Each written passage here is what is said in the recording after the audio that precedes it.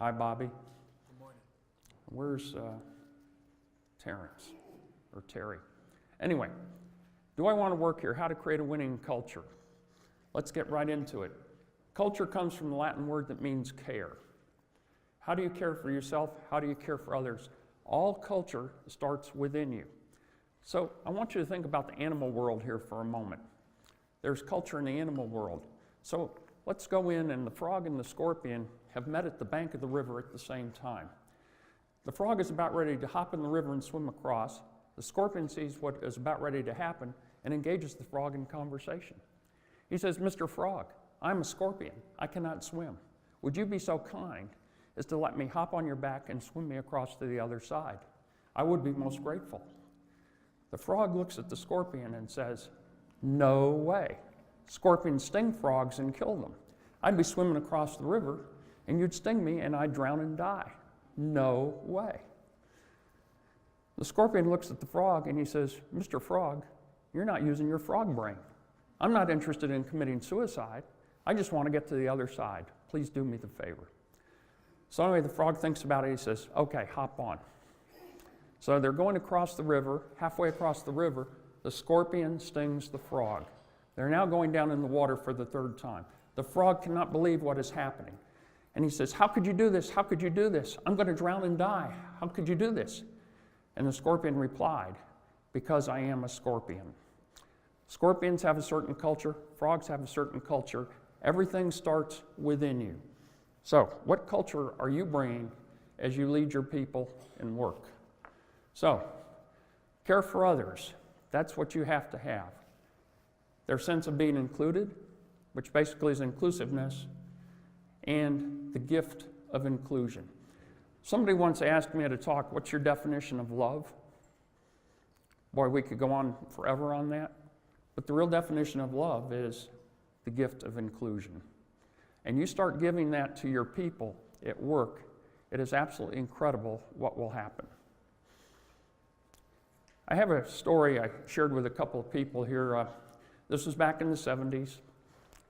I was 6'2", 190. I'm now 6'2", about 210. But anyway, I always loved basketball, and it happens we're in the middle of March Madness right now. I'm in graduate business school, and I always played basketball. I was not even good enough to make my high school team, but I always kept practicing. I was a very good tennis player. I did play tennis in high school and college. But I loved basketball, and I tried out for this AAU basketball team. AAU, back then, they were written up in the Denver Post, the Rocky Mountain News, and you had former NBA players, and all the players on our team were former Division I scholarship players, who, by the way, had played against Bill Walton and Kareem Abdul-Jabbar. So we had people 6'8", 6'9". I was the only one who made the team who had never played in high school, who had never had a college scholarship. So anyway, I needed to feel included. And what was great, this team included me. Matter of fact, as the season progressed, I became a starter, which was just beyond my wildest dreams. So now we get in the city championship, AAU, and we're playing former Denver Nuggets, and our scores back then were like 115 to 100. There's a lot going on. We get down to the championship game. 10 seconds left, we call timeout. And in the huddle, Doug Gosney, our leading scorer, the leading scorer all time at the University of Denver, says to me, "You're going to take the final shot." The reason you're going to take the final shot, listen to this, is everybody knows that you don't have any college background. You have no history of success, but we all believe you're going to make it. So anyway, he says, "I'm going to dribble into the middle, I'm going to kick it out to the left side, and you take your shot." So we got on the floor. That's what happened. As I took my shot in the left-hand corner, a guy 6'8" came up and just absolutely flattened me, sent me back into the bleachers. I never saw what happened. The next thing I knew, my teammates are picking me up on their shoulders. The ball went in. We won the game. But if I had not had a sense of inclusion about being part of that team, I know that I couldn't have done what I did. But to show you how quickly culture can change, and you women will appreciate this, our center, Dick Sharphorn, who played against Bill Walton. Dick was 6'9". He comes over and he says, and picture there are thousands of people in the stands. He says, my girlfriend's always wanted to meet you.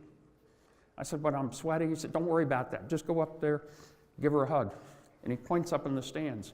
I run up in the stands. I didn't share this part of the story last night.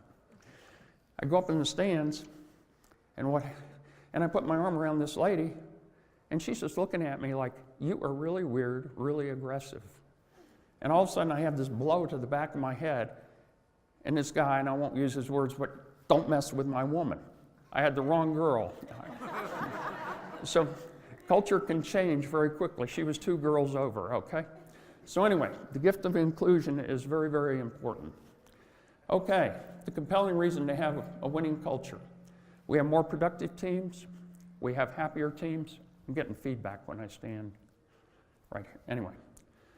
And as a result, we have reduced turnover, less turmoil, and more people want to work here. This slide is very, very important. By the way, what I'm sharing with you, everything in this talk has hundreds of scientific studies with tens of thousands of people behind it. So when you read this isn't just my opinion. This is what really does happen. So, do I want to work here? There are 3 factors. The work, the process for doing the work, and the people. What's interesting, I have some companies that hire me to actually screen people who are interviewing for jobs. I will tell you what, in my janitorial company, everybody knew what the work was. Matter of fact, janitorial to me is so noble because what do? We preserve and enhance assets. That's exactly what we do. Everybody knows the work. Now, the process for doing the work, they can discover that. Sometimes that can cause people to leave. But the big thing, the number one thing, is the people. How often has somebody said, well, I'm leaving for a better opportunity? What is a better opportunity? And the first thing you want to think is, well, I was making 13 an hour here, maybe I can make 14 an hour someplace else. I will tell you what it is in all the studies. Money is not the main thing. It's the people that you work for and the people you work with. So, what is the first thing you have to do in order to have a good culture? You have to build safety. I want you to think about it. The frog and the scorpion couldn't have a good culture because there wasn't safety there. If there is not safety, what you're doing is you're looking to get through the day instead of what you can get from the day. You're looking to be creative only in terms of how to survive, not to thrive. Safety is very, very important.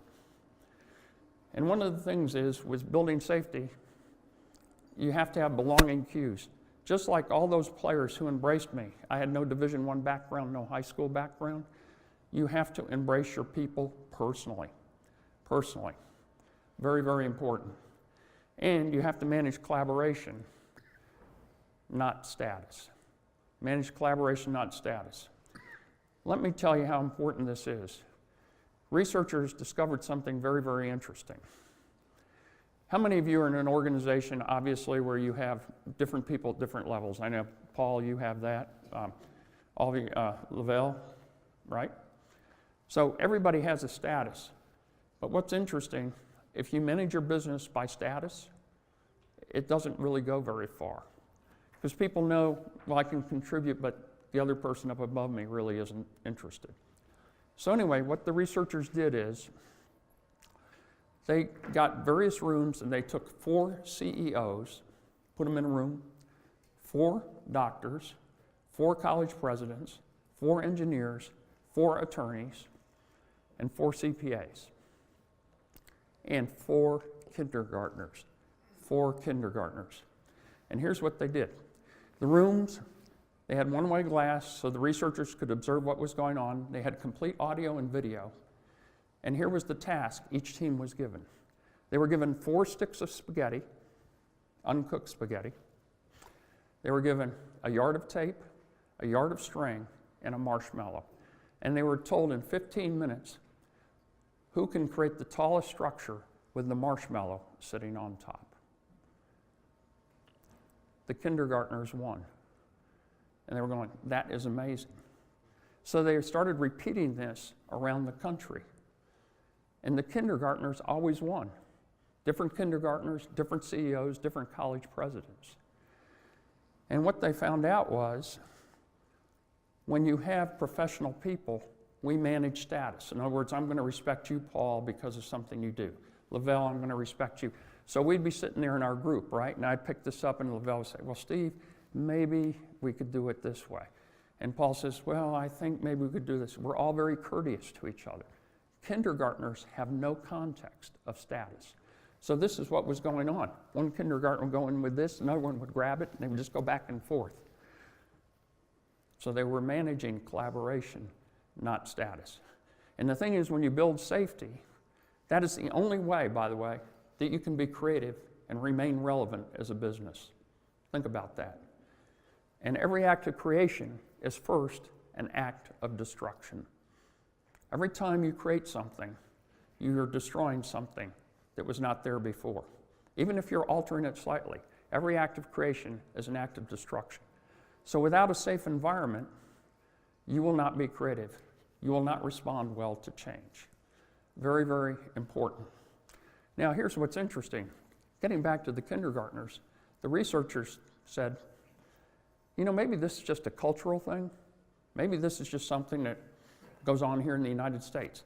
Let's pick another part of the world. Let's go to Japan and repeat this. And guess what?